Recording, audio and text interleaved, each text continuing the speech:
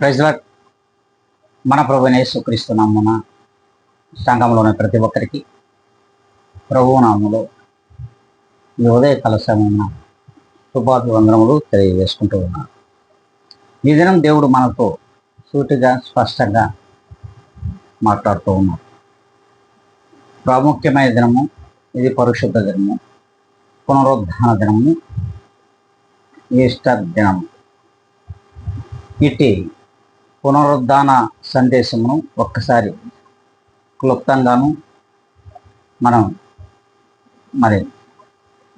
సందేశిస్తాం. దానిని మనం విందాం. మీరు చూడండి, పరిశుద్ధ లేఖనములలో మనము మత్తయి సువార్త చివరి అధ్యాయము 28వ అధ్యాయము 1 నుండి కూడా 16 వరకు మనం చదువుతున్నాం. అయితే ఇందులో ప్రత్యేకమైనటువంటి అంశములు కొన్ని మనకు కనిపిస్తాయి. అది 8వ లేఖనాన్ని మనం ఒక్కసారి పరిశీలిద్దాం. వారు భయముతోనూ మహా ఆనందముతోనూ సమాధి యొద్ద నుండి త్వరగా వెళ్ళి ఆయన శిష్యులకు ఆ వర్తమానము తెలప పరిగెత్తుచుండగా యేసు వారిని ఎదుర్కొని, మీకు శుభమని చెప్పాను. వారు ఆయన వద్దకు వచ్చి ఆయన పాదములు పట్టుకుని ఆయనకు మొరక్కగా, యేసు భయపడకుడి, మీరు వెళ్ళి నా సహోదరులు గలిలయకు వెళ్ళవలననియు వారక్కడ నన్ను చూతురనియు వారికి తెలుపుడనెను. చూడు, అవును, ఇక్కడ మన ప్రభువైన యేసుక్రీస్తు వారు సమాధిలో లేడు. సమాధి తెరవబడి ఉన్నది. ఆ సమాధి దొర్లింపబడిన రాయి మీద ఒక దూత కూర్చొని ఉండుట మరి స్పష్టంగానే మనకు లేఖనములు చూపిస్తూ ఉన్నాయి. ఆయనను చూడన వెళ్ళిన వారు మహాభయముతోనూ ఆనందముతోనూ. మరి చూడండి, సమాధి యొద్ద నుండి త్వరగా వెళ్ళి ఆయన శిష్యులకు ఈ విషయం చెప్పాలని పరిగెత్తుతూ ఉన్నారు. ఇప్పుడు ప్రభువు వారు వారిని ఎదుర్కొన్నారు. ఎదుర్కొనగా వారు చూసి ఆయన పాదముల యొద్ద మోకరిల్లి ఆయనకు వందనములు చెప్తూ ఉన్నారు, బ్రొక్కుతూ ఉన్నారు. అంతేకాదు, పరిశుద్ధ లేఖనములే స్పష్టంగా చూపిస్తూ ఉన్నాయి.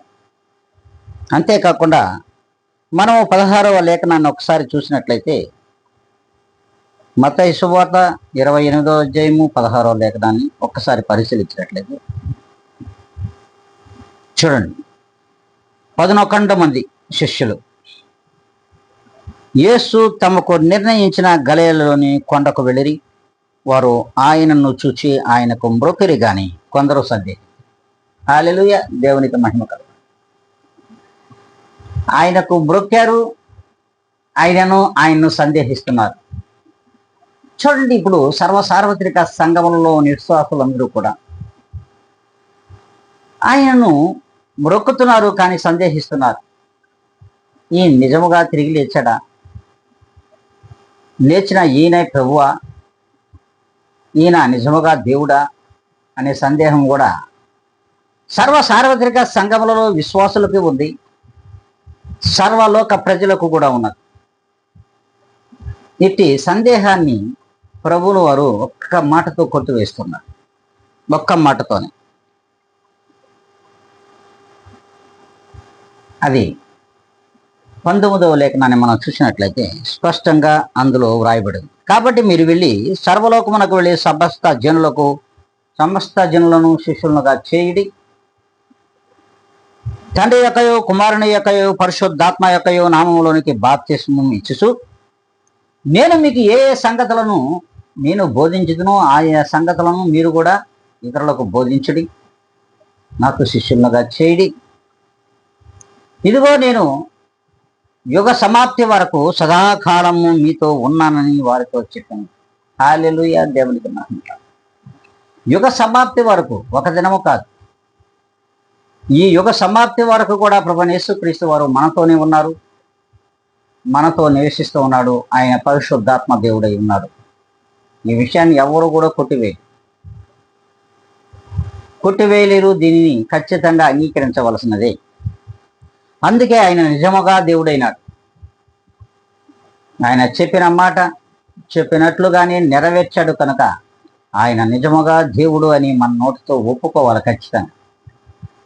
చూడండి, అనేక మంది శిష్యులు సందేహించిన వారు కూడా లేకపోలేదు. మనం ప్రత్యేకంగా గమనిస్తాం. ఇక్కడ శిష్యుల్లో సందేహించిన వారిని కూడా చూస్తాం. అది యోహాను శుభవార్త 20వ అధ్యాయము 27వ లేఖనాన్ని కూడా మనం చూసినట్లయితే సందేహించిన తోమాను చూసి, అంతేకాదు అట్టి తోమా ఇటు చూడు, నా చేతుల్లో వ్రేళ్లు పెట్టి నువ్వు నిర్ధారించుకో అన్నాడు. హల్లెలూయా, దేవునికి మహిమ కలుగుతుంది. మనము కూడా చూడండి, చూచిన సంగతులను కూడా ఒకనాడు మనకే డౌట్ వస్తుంది. మనం కూడా నిర్ధారించుకోవాల్సిన అవసరం కూడా ఏర్పడుతుంది. అందుకే ప్రభు అంటాడు, చూచి నమ్మిన వాని కంటే చూడక నమ్మిన వారు ధన్యులు, ఇట్టి వారిది పరలోక రాజ్యం అని దేవుని వాక్యం సెలవిస్తుంది. అంతేకాదు, ఒకనాడు ప్రవచన వాక్యంలో కూడా జకర్యా గ్రంథము 13వ అధ్యాయము 6వ లేఖనాన్ని కూడా మనం పరిశీలించినట్లయితే స్పష్టంగా తెలియజేస్తూ ఉన్నాడు. నీ చేతులకు గాయము లేవని వారు అడుగగా వాడు, ఇది నన్ను ప్రేమించిన వారి ఎంట నేను ఉండగా నాకు కలిగిన గాయములని చెప్పాను. చూడండి, ప్రభుని యేసుక్రీస్తు వారు సర్వలోకమును ప్రేమించినటువంటి అటు జనులే ఆయనకు గాయములు చేశారు, పంచి గాయాలు చేశారు, 3 శిలలు ఆయన శరీరంలోకి దించారు. చూడండి, ఆయనను ప్రేమించిన జనులు ఆయనను ప్రేమించిన జనులు ఉన్నారు. ఆయన సర్వలోకమును ప్రేమించినటువంటి ఇట్టి జనులే ఈయనకు గాయములు చేశారని కూడా మరి ప్రవచన వాక్యము స్పష్టంగా తెలియజేస్తుంది. ఈ ప్రవచనాన్ని ప్రభువులు వారు తూచా తప్పక ఇక్కడ ఆయన విషయంలో నెరవేర్చబడింది. ప్రియమైన దేవుని బిడ్డలారా, ఏనాడైనా మనము ఇట్టి విషయాలను మరి స్పష్టంగా అర్థం చేసుకోగలుగుతున్నామా? ఒకసారి ఆలోచించాలి. ఒక్కసారి మనము ఆలోచించి మనము కూడా ఏ విషయంలో సందేహిస్తున్నాం, ఏ విషయంలో సందేహించకూడదు, ఎందుకు సందేహించాలి, సందేహించినంత మాత్రాన మనకు ఏమి వనగొడుతుందనే విషయాన్ని కూడా మనం గ్రహించాలి. అలాంటి వారు ఈ లోకంలో కోకొలలో ఉన్నారు. ఇటు వారిని ప్రభు ఏమంటాడు తెలుసా? అజ్ఞానులు అంటున్నాడు. ప్రియమైన దేవుని బిడ్డలారా, అజ్ఞానులు తెలిసి కూడా సందేహించడం. ప్రభువైన యేసుక్రీస్తు వారు నిజమైన దేవుడు అని తెలిసి కూడా సందేహించడం. అందుకే ప్రభు వాక్యం ఒక దగ్గర సెలవిస్తూ ఉంది. ప్రభువైన యేసుక్రీస్తును దేవునిగా కలిగినటువంటి జనులు ధన్యులు. దేవునిగా కలిగి ఎవరైతే ఉన్నారో, ప్రభువైన యేసుక్రీస్తును దేవుడని ఎవరైతే అంగీకరించున్నారో ఇట్టి వారు ధన్యులు, ఇట్టి వారిదే పరలోక రాజ్యం అని దేవుని వాక్యం స్పష్టంగా సెలవిస్తూ ఉంది. అందుకే ఇక్కడ మరి సందేహించినటువంటి తోమా గారు కూడా, నా ప్రభువా నన్ను క్షమించు అని అనడం కూడా ఆ లేఖనంలో స్పష్టంగానే చూస్తాం. యోహాను శుభవార్తలు మరి 20వ అధ్యాయంలో 27వ లేఖనంలో స్పష్టంగా చూస్తాం. ప్రభువా నా దేవా అని నీవు నన్ను చూచి నమ్మితివి. ప్రభు అంటున్నాడు, తోమా నీవు నన్ను చూచి నమ్మితివి, చూడక నమ్మిన వారు ధన్యులు, ఇటు వారు దేవుని రాజ్యమునకు అర్హులు అని ప్రభువులు వారు స్పష్టంగా సెలవిస్తూ, మనము ఏ కోవలో ఉన్నాం? మరి ఇంకా కూడా ప్రభువైన యేసుక్రీస్తు దేవుడు కాదు అనే డౌట్లో ఉన్నామా? దేవుడు అని నిజముగా వ్యక్తీకరిస్తున్నామా, నమ్ముతున్నామా? ఒక్కసారి మనం ఆత్మ పరిశీలన చేసుకోవాలి. అందుకే చూడక నమ్మిన వారు ఎక్కడ ఉన్నా కూడా, ఎక్కడకు వెళ్ళినా కూడా ఆయన ఆశీర్వాదము రక్షణగా వెళ్తున్నారు. ఎవరైతే ప్రభువులు వారిని చూడకుండా నమ్మేస్తున్నారో, నమ్ముతున్నారో, విశ్వసిస్తున్నారో, ఇటు వారు రక్షణ పొందుకొని ఉన్నారు, ఇటు వారికంట ఆశీర్వాదము రక్షణగా వారిని వెంబడిస్తుంది, వారిని వెంబడిస్తుంది. ప్రియమైన దేవుని బిడ్డలారా, అందుకే ప్రభువు అంటున్నాడు, ఇట్టి వారికి రక్షణగా వెంబడించడమే కాదు, అతని శత్రువుల ఎదుట ప్రభువులు వారు అతని ఏ రక్షణ కొరకైతే ప్రభువు దగ్గరకు విశ్వసించి నమ్మి వచ్చి ఉన్నారో అట్టి వారి వెనకాల ఎంతమంది శత్రువులు ఉన్న వారితో ప్రభులు వారు యుద్ధం చేస్తారు. ప్రభులు వారు యుద్ధం చేస్తారు. ఇట్టి వారు లోకములో గనులైనటువంటి వారందరికంటే కూడా ముఖ్యముగా గనులుగా చేకూర్చబడతారు అని దేవుని వాక్యం కూడా సెలవిస్తూ ఉంది.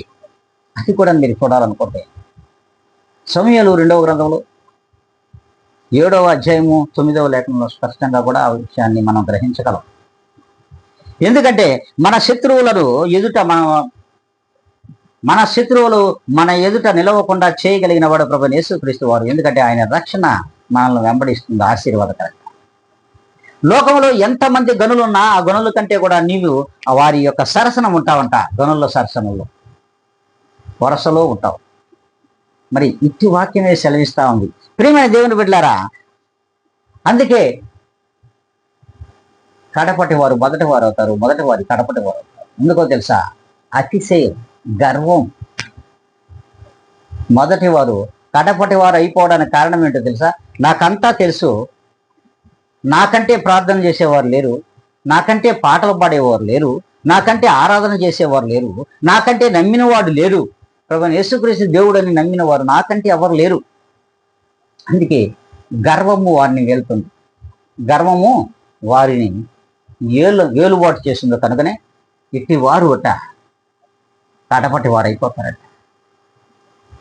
ఎప్పుడైతే కడపటి వారు మొదటి వారు ఎందుకు అవుతారంటే వారిలో తగ్గింపు గుణం.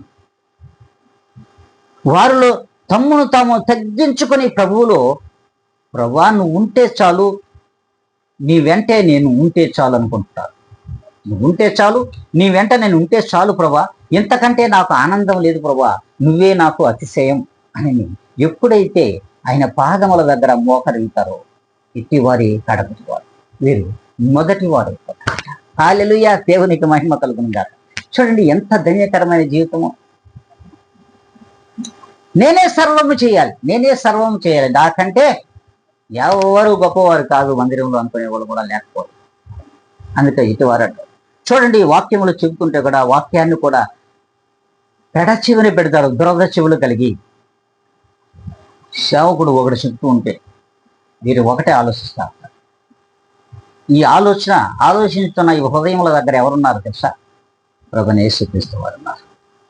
వారి హృదయముల దగ్గర తొంగి చూస్తూ ఉన్నాడు. వీరు ఏమి ఆలోచన చేస్తున్నారు, వీరి తలంపులు ఏమిటి, వీరి క్రియలు ఏమిటి, రాబోవు రేపటి భవిష్యత్తులో వీరేమి కార్యాలు చేయబోతారో కూడా ప్రభువైన యేసుక్రీస్తు వారికి నీకంటే ముందు తెలుసు. నీకు ఇప్పటి వరకే తెలుసు, నిన్న తెలుసు, కానీ రేపటి గురించి ప్రభువైన యేసుక్రీస్తు వారికి తెలుసు. నీ భవిష్యత్తు ఏమిటో సమస్తము దేవుని దగ్గర ఉన్నది. అందుకే ఆయన ఆదరణకర్తగా ఉన్నారు, ఆయన సమాధానకర్త, ఆయన అధిపతిగా ఉన్నాడు. అతి సమాధానకరమైన స్థితిని నీకును మనకును ఇచ్చి ఉన్నటువంటి దేవుడు ఈయన ప్రభువైన యేసుక్రీస్తు వారు తిరిగి లేచి ఉన్నారు. హల్లెలూయా, దేవునికి మహిమ కలుగును గాక. తిరిగి లేచి ఉన్నారు. లేచి ఉన్న ఆయన నీ యొద్దకు వచ్చి ఉన్నాడు. సంఘములో ప్రతి ఒక్కరి హృదయముల దగ్గర ఆయన వేచి చూస్తూ ఉన్నారు. ప్రియమైన దేవుని బిడ్డలారా, ఏ నాడైనా మన అతిశయాన్ని, మన గర్వానికి, మన యొక్క పొగరుకు మరి ఎప్పుడు తిలుదు కలిస్తామో, ఎప్పుడు వాటిని తగ్గించుకుంటామో నీవును మొదటివానిగానే ఉంటావు. నువ్వు మొదటివానిగానే ఉంటావు. ఎందుకు మొదటివాడు చివరి వాడిగా ఎందుకు పడిపోతున్నావో కారణం ప్రభువుల వారు స్పష్టంగా చెప్తూ ఉన్నాడు. ఇంకా నువ్వు గ్రహించలేని అజ్ఞానివైతే నీ అజ్ఞానానికి నిదర్శనమే మరి నరకానికి, మరణానికి చేరువ చేస్తుంది, నరకానికి నెట్టివేస్తుంది. ప్రియమైన దేవుని బిడ్డలారా, ఒక్కసారి ఆలోచించాలి. ఆలోచించి ఏనాడైతే నువ్వు ప్రభువు దగ్గరకు వస్తావో, ప్రభువును అతి సమీపంగా ఉంటావో, నిన్ను నువ్వు తగ్గించుకొని దీనుడివై రిక్తుడివై ఎప్పుడైతే ప్రభువు పాదాల చెంత మోకరిల్లి నీ తగ్గింపును ప్రభువు చూస్తాడు. అప్పుడు నువ్వు మొదటి వాడిగా ఉంటావు. మొదటి వాడిగానే నువ్వు పిలువబడతావు. అందుకే ప్రభువులు వారు మాట చెప్తున్నారు, ఇట్టి వారి కొరకే, ఇట్టి గర్విష్ఠుల కొరకు, ఇట్టి పాపుల కొరకు, ఇట్టి నిందారోపణలు చేయి వారి కొరకు, సందేహించు వారి కొరకు మనం ఇంకనూ పాపములని బ్రతుకుచుండగా, మన పాపముల నిమిత్తమై మన బలహీనమైన క్రియలను బట్టి, భక్తిహీనమైన క్రియలను బట్టి ప్రభువులు వారు యుక్త కాలమున మరి సమాధి శిలువ యాగము పొందాడు, సమాధి చేయబడ్డాడు, తిరిగి 3వ దినమున లేచాడు. కనుకనే పరిశుద్ధాత్ముడుగా మన మధ్య సమాధానాన్ని ఇచ్చి ఉన్నాడు. మన మధ్యలో సమాధానాన్ని ఇస్తున్నాడు. తిరిగి లేచి ఉన్నాడు, మన మధ్యలో సమాధానాన్ని ఇవ్వడానికి ఉత్తరవాదిగా మన మధ్యలో ఉన్నాడు. ఈయన సమాధాన స్థితిని కలుగజేయవాడు. ప్రియమైన దేవుని బిడ్డలారా, ఈయన మాత్రమే సమాధానము అయినటువంటి స్థితిని కలుగజేయవాడు. ఈయన కంటే సమాధానాన్ని ఇవ్వగలిగిన దేవుడు ఈ లోకంలో లేడు. ఇట్టి సమాధాన స్థితిని ఎవరైతే కోరుకుంటారో వారి జ్ఞానం వైపు అడుగులు వేస్తున్నారు. ఈ సమాధాన స్థితిలో ఎవరైతే లేరో, ఇంకా పెట్టిరేగిపోతున్నారో, అట్టి వారు అజ్ఞానంలో పయనిస్తున్నారు. వీరికి సమాధాన స్థితి ఉండదు. అసమాధానమైన స్థితి లోకంలో కనిపిస్తూనే ఉంటుంది. ఇటు వారు సందేహిస్తూనే ఉంటారు, భక్తిహీనులు బలహీనులుగానే ఉంటారు అని ప్రభు వాక్యము సెలవిస్తుంది. చూడండి, ప్రభు స్పష్టంగా తెలియజేస్తున్నాడు. రోమీయులకు రాసిన పత్రిక 5వ అధ్యాయము 14-15 లేఖనాలు చదువుకుంటే, ఆదాము చేసినటువంటి అతిక్రమమును బోలి పాపము చేయని వారి మీద కూడా, ఆదాము ఏ అతిక్రమమునైతే చేశాడో ఆ అతిక్రమము పాపమును చేయని వారిని కూడా ఏలుబాటు చేసింది. పాపము చేయని వారిని కూడా ఏలుబాటు, ఆదాము నుండి మోసే వరకు కూడా ఏలుబాటు చేసింది ఇటు యొక్క అతిక్రమం, పాపం. ఇటు వారిని ఏలుబడిలోకి తీసుకున్నది ఈ పాపం. మరి వీరికి మరణము సంప్రాప్తి ఇచ్చింది. ప్రతి ఒక్కరూ మరణానికి చేరువైనారు, మరణమునకు చేరువైనారు. అందుకే ఆదాము రాబో తరానికి గుర్తుగా ఉన్నాడు. ఆదాము రాబో తరమునకు గుర్తయి ఉండెను. ఎట్లనగా ఒకని అపరాధము వలన అనేకులు చనిపోయిన ఎడల వారి ఎక్కువగా కృపయు యేసుక్రీస్తును ఒక మనుషుని కృప చేతనైన దానము అనేకులను విస్తరించను. చూడండి, ఆ ఒక్క ఆదాము వలన చేసిన ఆ పాపము విస్తరించిపోయింది. కానీ ఈ విస్తరించినటువంటి ఈ పాపాన్ని నిర్మూలించడానికి ప్రభుని యేసుక్రీస్తును ఒక నరుడు ఈ లోకములోనికి వచ్చి ఇట్టి పాపమును మరి తన పాదముల దగ్గర త్రొక్కి వేయడానికి తనని బలిగా దానం చేసుకున్నాడు మనందరి కోసం. హల్లెలూయా, దేవునికి మహిమ కలుగుతుంది. బలిదానం చేసుకున్నాడు తనను, తన ప్రాణముని. ఇప్పుడు ఆయన కృప సమస్త జనులకు విస్తరించి ఉన్నది. అంతేకాదు, ఆయన మనందరి కొరకు ఒకసారి చనిపోయాడు, ఒక్కసారి ఆయన మరణించాడు. మనందరి పాపముల కొరకు ఒక్కసారి మరణించాడు. కానీ మనము అనుదినము ఆయన చంపేస్తున్నాం. అనుదినము మన పాపపు క్రియల చేత, మోసముల చేత అనుదినము ఆయన చంపేస్తున్నాం, అనుదినము సిలువేస్తున్నాం. కారణం ఏంటంటే మనలో ఉన్నటువంటి గర్వమే, మనలో ఉన్నటువంటి అతిశయమే, మనలో ఉన్నటువంటి మరి అనుమానము, సందేహమే. వీటన్నిటినీ ఒక్క తాటికి తీసుకొస్తే ఇదే పాపము.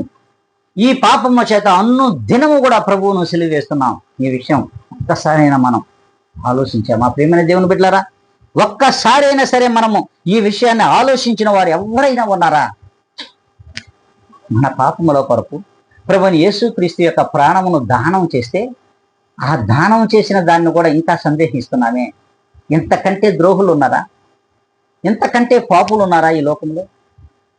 సార్వత్రిక సంఘములలో ఉన్న విశ్వాసులందరూ కూడా ఏ ఒక్కరు కూడా ప్రభువులు వారికి మంచిగా కనిపించడం లేదు, మంచిగా మాట్లాడలేకపోతున్నారు, మంచిగా జీవించలేకపోతున్నారు. తనిచ్చిన మంచిన మాటలను వారి హృదయంలో దాచుకోలేకపోతున్నారు. కారణం మనలో ఉన్న అవివేకము, అజ్ఞానమే కారణం. అజ్ఞానమునకు మనం బాటలు వేస్తున్నాం, అవివేకాన్ని మనం అనుసరిస్తూ ఉన్నాం. ప్రియమైన దేవుని బిడ్డలారా, చూడండి,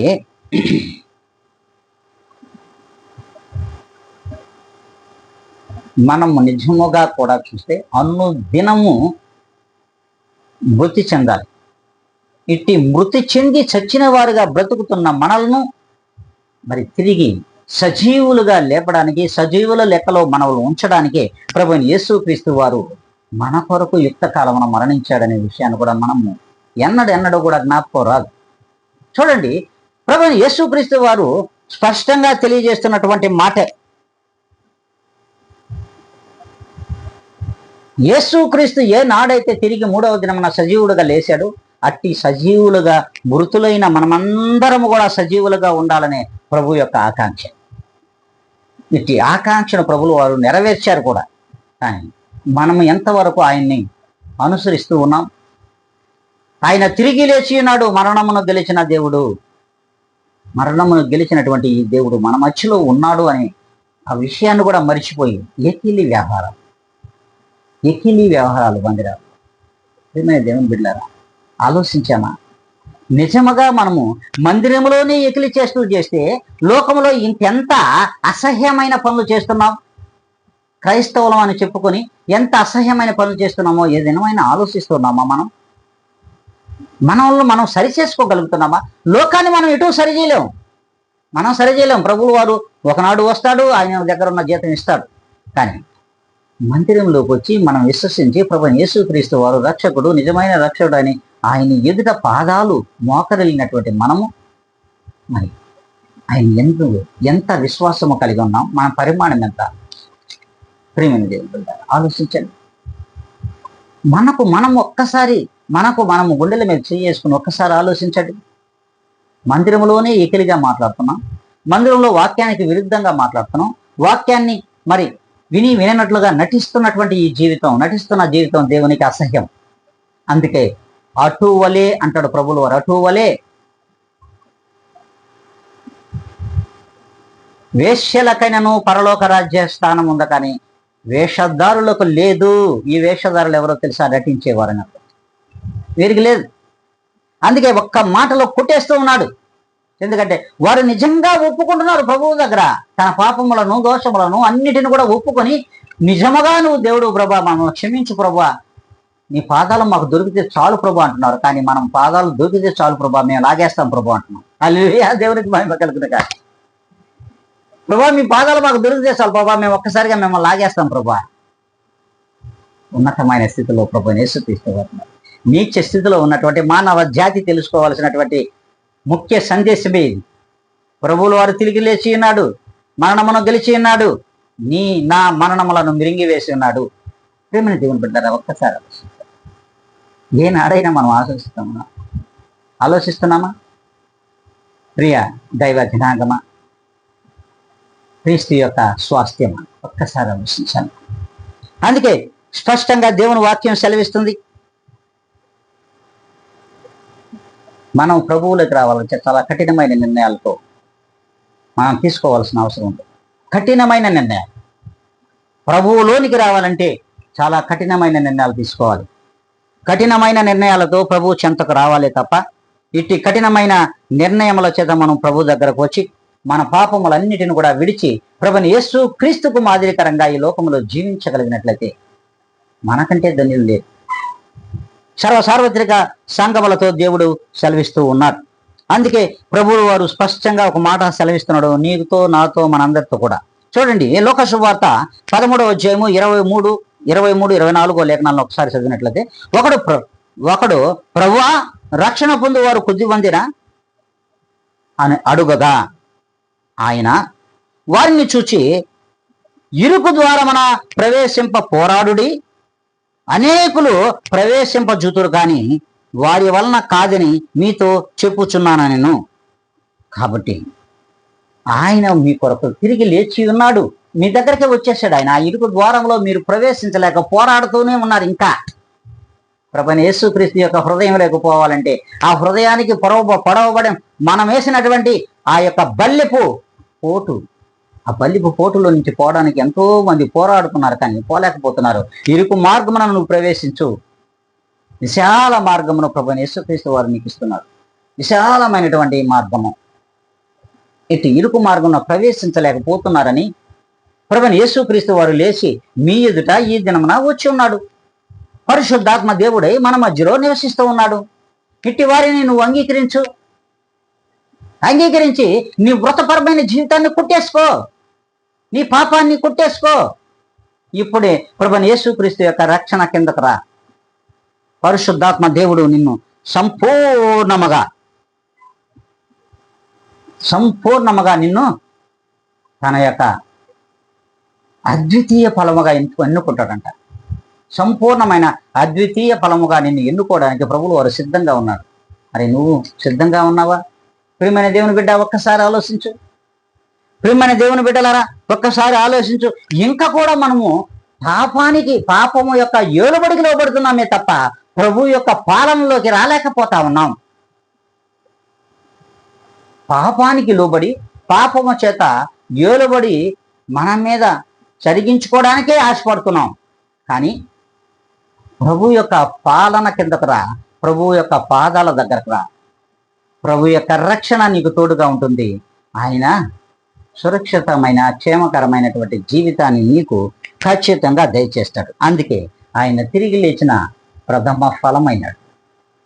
ఆయన తిరిగి లేచినటువంటి ప్రథమ ఫలమైనడు. మనము ఆలోచించండి, మనము కూడా తిరిగి లేస్తాము. ఎప్పుడో తెలుసా? ఆయన రాకడ సమీపించినప్పుడు ఆయన నీ కొరకు లేచి ఉన్నాడు కనుక నీవును ఆయన కొరకు ఆశపడి జీవించినట్లయితే నీవు ద్వితీయ ఫలమే, నిత్య జీవమునకు నువ్వు అర్హుడవు. ఆయన ప్రథమ ఫలము, మరణమును జయించి తిరిగి లేచినటువంటి ప్రథమ ఫలం ఆయనైతే నువ్వు అట్టి మరణం అనే పాపమును జయించినటువంటి ద్వితీయ ఫలముగా దేవుడు నిన్ను నిర్ణయించుకుని ఉన్నాడు. అందుకే మన మధ్యలో ఈ దినమున పరిశుద్ధాత్మ శక్తి దేవుడై ఈ దినమున సంచరిస్తూ ఉన్నాడు. అందుకే ప్రభువులు వారు స్పష్టంగా చెప్తున్నాడు.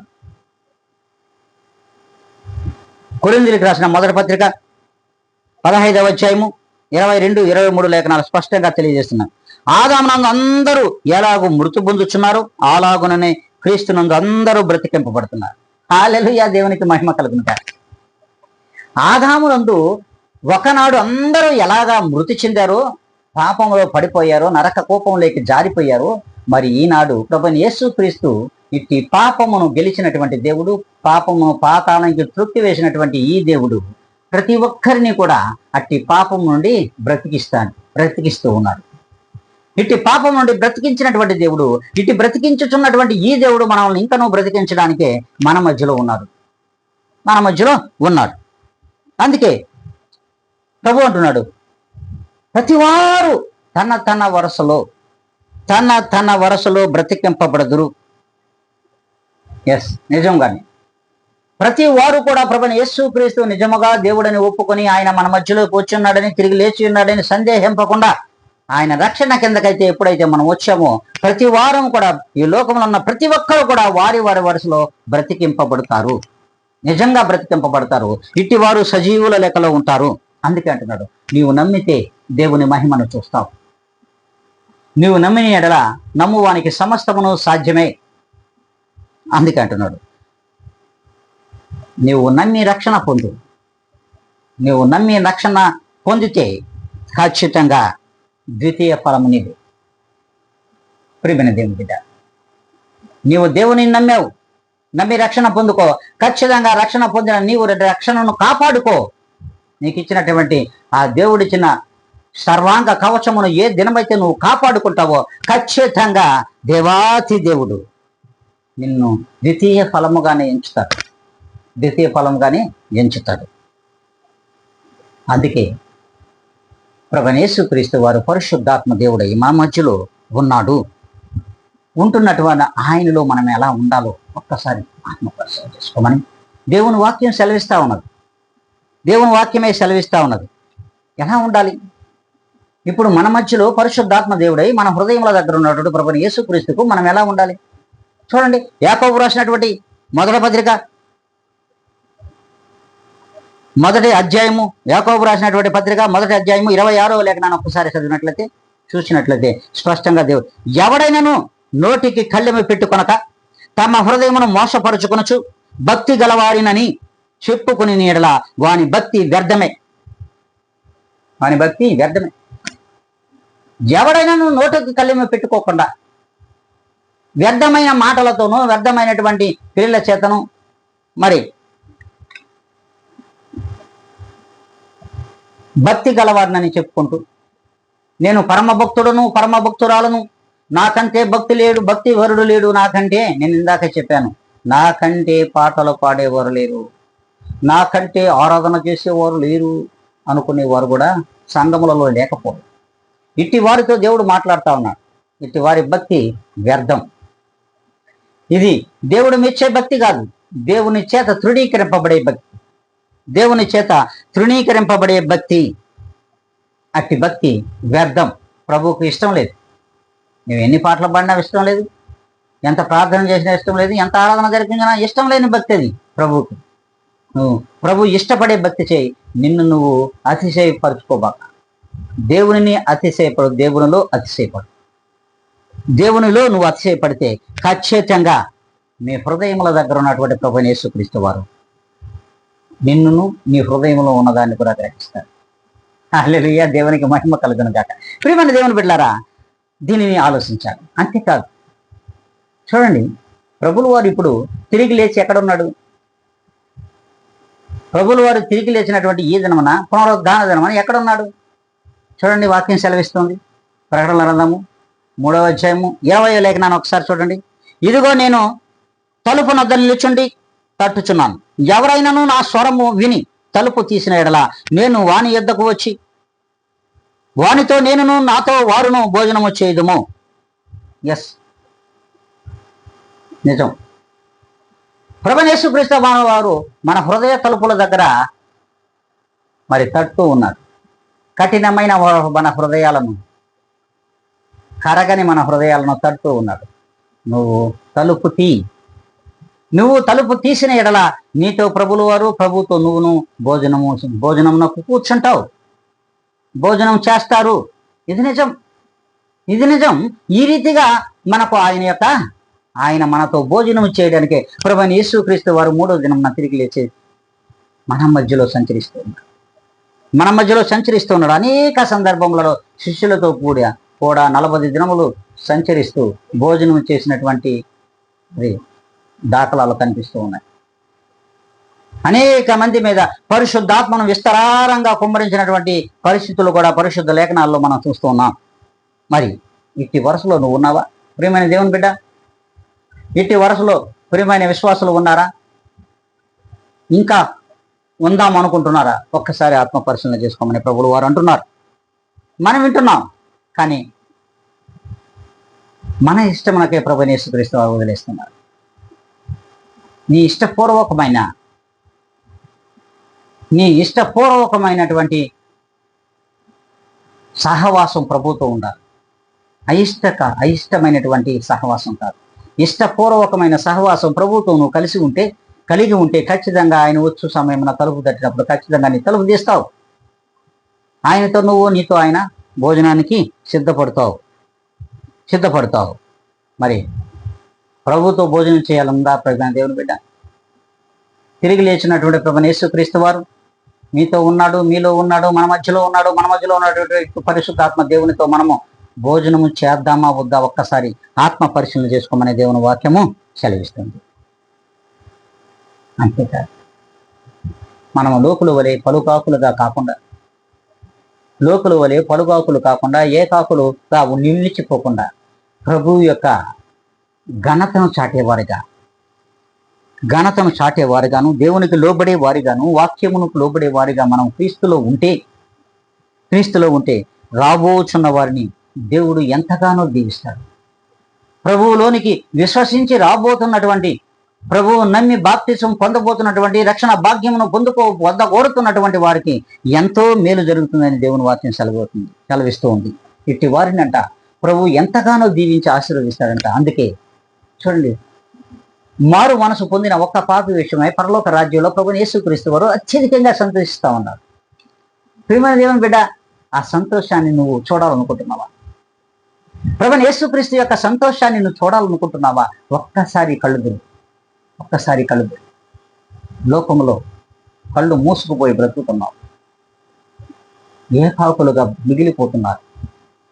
వారు ఏకాకులు కాకూడదని ప్రభువైన యేసుక్రీస్తు యొక్క ఏలుబడిలో ఉండాలని, ఆయనలో మనం నివసిస్తూ జీవించాలని, ఆయనకు మాదిరికరంగా ఈ లోకంలో బ్రతకాలని ప్రభువైన యేసుక్రీస్తు వారు ఎంతగానో ఆశపడి మన పాపములను కొట్టివేసి మనం సజీవుల లెక్కలో ఉంచినటువంటి ఆ దేవుని యొక్క మహాకృప ఈనాటి నుండి అయినా సరే సార్వత్రిక సంఘముల మీద, విశ్వాసుల మీదను, పరిశుద్ధుల మీదను ఈ దినం నుండి ఉండునుగాక. ఆమేన్.